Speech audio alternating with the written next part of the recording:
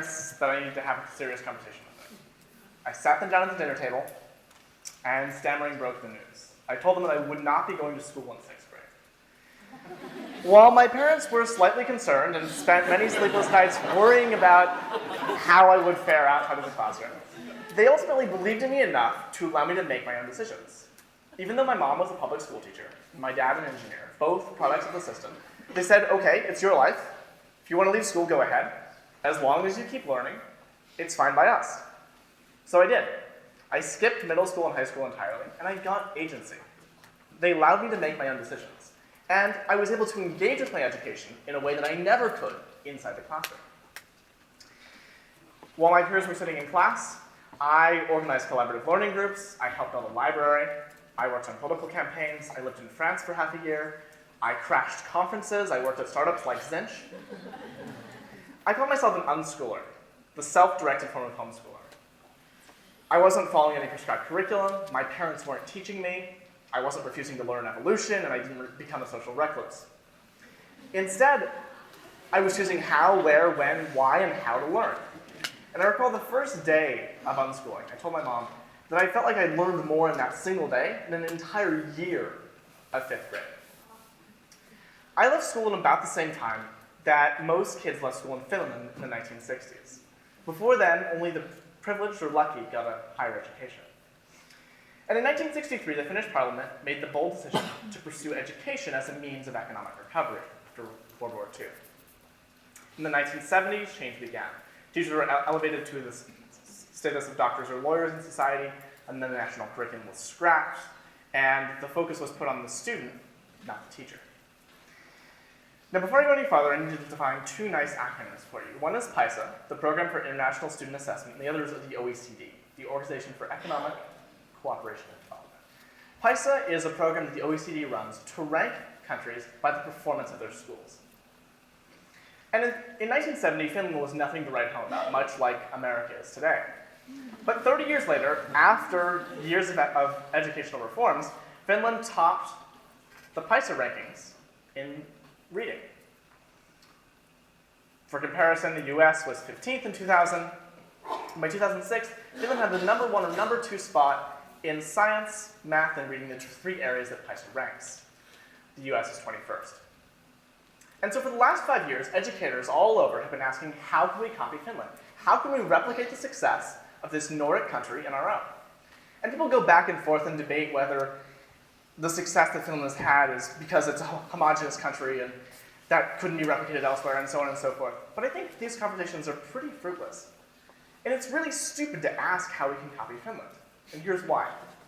Finland consciously set about changing their educational system as a means of economic recovery. Now, I hardly think that economic productivity is the best measure of education, but it's one that we often use. We say, well, if you go to college, you're going to earn more, therefore it's a good investment. And if, for sake of argument, if that's the case, then I think we should look at the GDP per capita, the gross domestic product, of Finland in 1970, before the reform started, and afterwards. And if we do that, we see that in 1970, Finland was 23rd in terms of GDP per capita, and the US was 2nd, surpassed only by Monaco.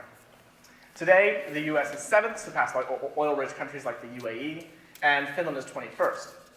Now, it's true that in relative terms, the gap in 1970 and 2011 has gotten much, much smaller. But I don't think that has anything to do with education. Because if we take a third country in Europe, the United Kingdom, for example, and place it on the same chart, in 1970, the UK was 3 places behind Finland, and in 2011, it was 1 place. Now, I'm not going to theorize about the economic recovery of Europe. I don't think I have the degrees to do that. But I think the economic recovery of Finland has a lot more to do with having had 50 years to recover from the effects of World War II than any specific investment in educational reforms. And if that's the case, the question I want to raise is this: does school really matter?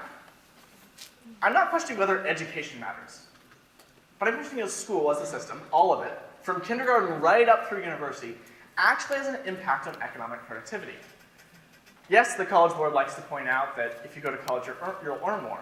But in our society, smart, motivated people tend to go to university. What if those same smart, motivated people went out and forged their own paths?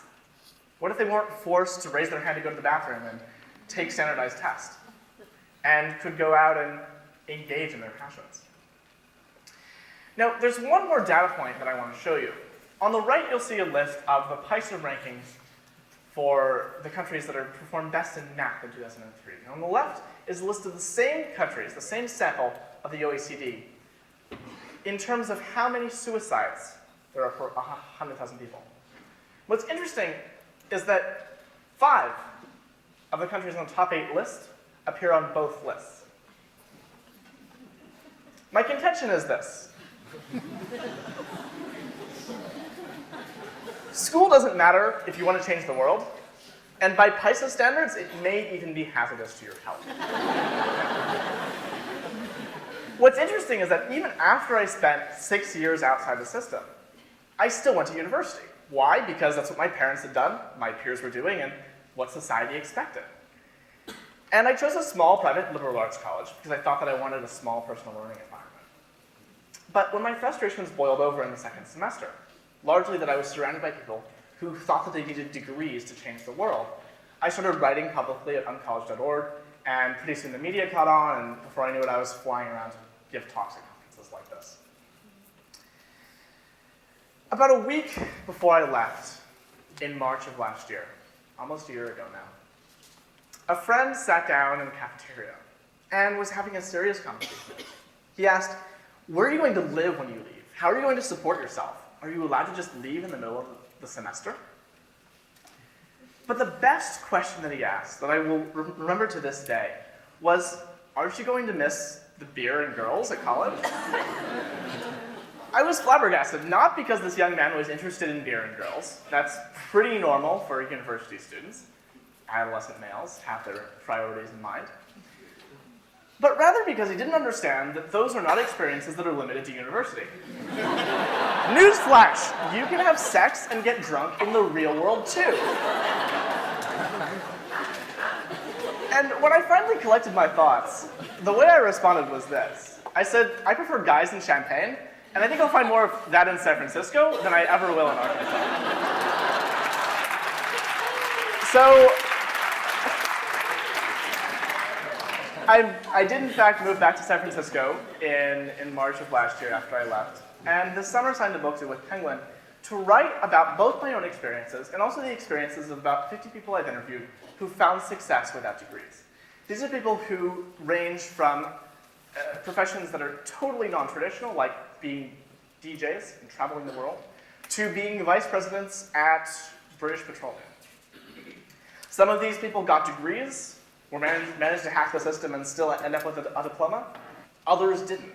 But the common thread is this. They didn't wait until they had a piece of paper in hand until they started tinkering. They didn't wait for the approval of their parents, or their teachers, or their friends, or society. They just went out and started working. Science shows us that school as a system, and grades in particular, have a negative impact on intrinsic motivation. In 1976, psychologist Susan Harder gathered a group of 6th graders and gave them sets of anagrams. She divided them into 2 groups. One group was told that they were being graded on the problems, and the other group was told that they were playing a game.